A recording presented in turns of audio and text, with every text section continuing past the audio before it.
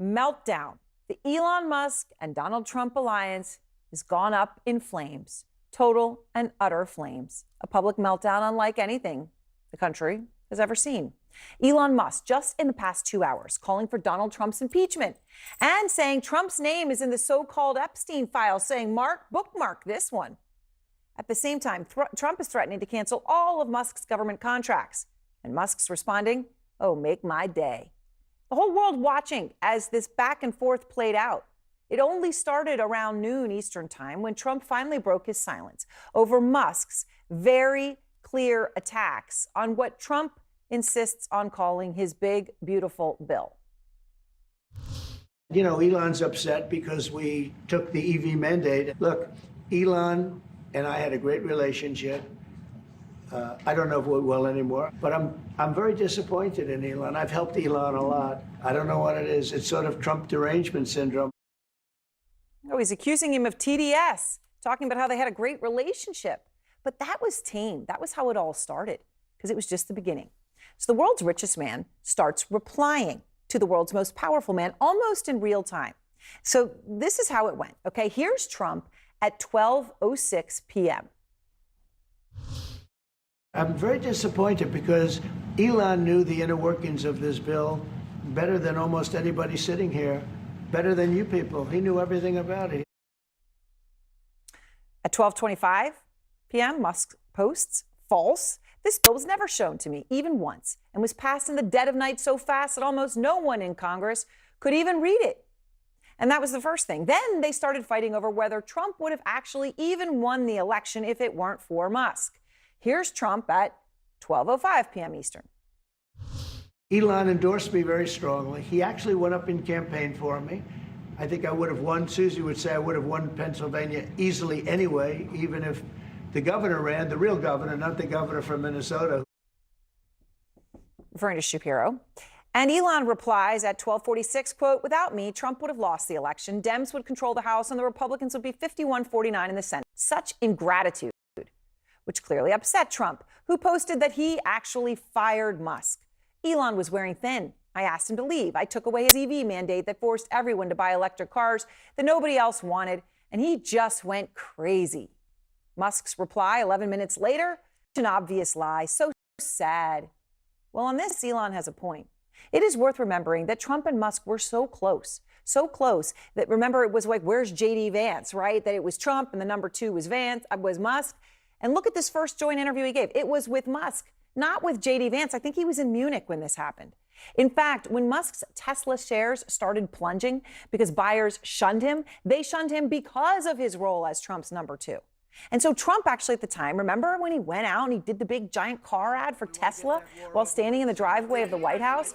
In fact, he got one for his granddaughter, a Cybertruck, and he said he was personally going to buy one. That very Tesla that he was going to buy, it is actually there tonight. It is still parked on the White House grounds. CNN today got its picture, filmed this video of it late today. I wonder if Trump has any idea that it's parked there. Which brings me to the biggest threats that each man threw at each other today. And it was nasty, frankly, beneath both of them. But, you know, hey, all bets are off on that anymore. At 2:37, Trump threatens to terminate Musk's government contracts, writing, the easiest way to save money in our budget, billions and billions of dollars, is to terminate Elon's governmental subsidies and contracts. Which, while a serious threat, I mean, you got to think about it, SpaceX, the Boring Company, and Tesla benefit massively from government contracts and subsidies. Musk's business empire is built around $38 billion in reported government funding, according to the Washington Post.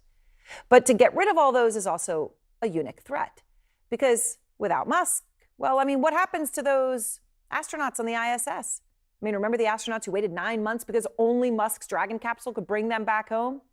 Well, Musk sure does, which is probably why he responded to Trump's threat to terminate his contracts with these posts. Go ahead, make my day. And then he added, in light of the president's statement about cancellation of my government contracts, SpaceX will begin decommissioning its Dragon spacecraft immediately. Well, he knows who controls that one. And then Musk threw his own threat out there. One of them, well, this one was laying down the gauntlet. Talk about going to the gutter, writing, time to drop the really big bomb. Real Donald Trump is in the Epstein files. That is the real reason they have not been made public. Have a nice day, DJT. And that's actually really serious. Those Epstein files perhaps cuts as deeply as anything. but the other one might be just as bad for Trump. The twice impeached president, Musk, not long ago posted yes to someone who wrote, "President versus Elon. Who wins? My money's on Elon. Trump should be impeached. J.D. Vance should replace him." It is absolutely stunning to watch it. Maybe that's why no one could look away today. A split for the history books. I mean, when you think about it, it's up there maybe with Brutus and Caesar, Hamilton and Burr. Two men, until just days ago, claimed to just absolutely love each other. Well, I love the president. I just want to be clear about that. We have a new star. A star is born, Elon. Elon is great. He is from a different planet. He's the greatest guy. I use the word love. I didn't just, use it. It's because Musk used it. In February, Musk posted, "I love Donald Trump as much as a straight man can love another man." I mean, what else is there to say? Kristen Holmes is out front live from the White House. Kristen, from a post like that to what we are seeing today, I mean, it is an absolutely stunning breakdown.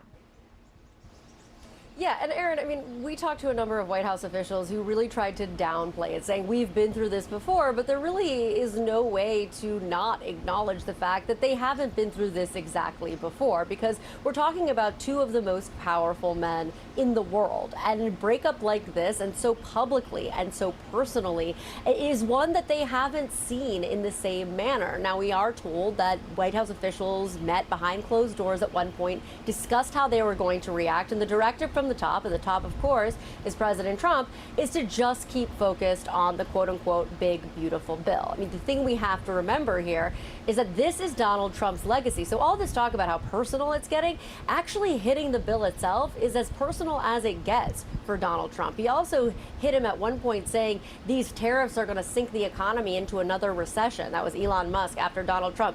Another pretty harsh blow for Donald Trump, a man who believes his entire legacy is going to be built on this bill, these tariffs, the trade wars, the trade deals that they have, clearly here trying to kneecap him. Now, just moments ago, we heard from Carolyn Levitt, the press secretary, who was responding to Elon Musk saying that Donald Trump's name was in the Epstein files.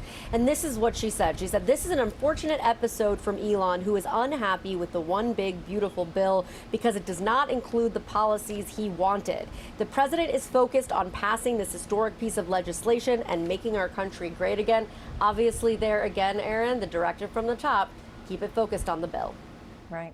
All right. Well, thank you very much, Kristen. Of course, Elon Musk has said he isn't happy with the policies in that bill, specifically the trillions of dollars that it will add to the debt, which goes against DOGE. He believed that Trump actually wanted DOGE. Out front now, Katie Drummond, global editor-director at Wired, which has broken story after story on DOGE and Musk's relationship with Trump, and Ryan Mack, who covers Elon Musk for the New York Times and is also the co-author of Character Limit, How Elon Musk Destroyed Twitter. Katie, you hear Kristen's new reporting. They had a meeting today on what is going on, because this is serious. You've got certainly the world's most powerful man and against the world's richest and also one of the most powerful men. Yep. This breakdown. So what are you watching right now? We have been on the edges of our seats all day at Wired, I will tell you that much. I mean, for one thing, we are paying very close attention to Truth Social and X, right, the megaphones of choice for these two very rich and powerful men. And then we are on the phone talking to, GOP insiders, members of the administration, and then people in Silicon Valley, right? I mean, the potential ripple effects of this, breakup between Trump and Musk on the tech industry itself is potentially very significant. So we're trying to figure out sort of what do tech insiders, VCs, investors, other tech executives think about this allegiance breaking up? Right. Okay. And on that, Katie, you said the people that showed up at Trump's inauguration, okay, let's say, was it Tim Cook and Mark Zuckerberg and Jeff Bezos and then the people who went to Saudi Arabia to be there to pay fealty. That's the requirement to do this. Does this embolden them to turn on Trump, or does this make them even more afraid to do so, more in his corner? They have so much to lose, right? They are counting on an administration and a president who will be good to them from a regulatory perspective, from a financial perspective. They need the president's buy-in, I suspect, a lot more than they need Elon Musk's companionship. Right. And the threat to cut contracts, if you don't have the Terrifying. Dragon capsule is the only way to get the ISS down, he could cut your contracts. Absolutely. And we'll see what happens with that. I mean, Ryan, you have covered Elon Musk for such a long time. When you watch this happening, right, and nobody could turn away from it today, whether you were laughing, whether you were embarrassed by it, I don't know what feeling people might have had. But when you see how far Elon Musk is willing to go, right, he's going there on Jeffrey Epstein and 100 posts about this. How personal is this for him? I mean, it's incredibly personal. I think this is something that we as Musk reporters have been waiting for a time. Both these men get into extreme bust-ups with their associates and their staffers, and we were kind of all waiting for this moment. That it happened isn't a surprise. How it happened is more of a surprise to me. And the speed at which Elon was ready to essentially unload his clip. He went and had a string of insults lined up that he used, very quickly. And I think that is what surprised me the most.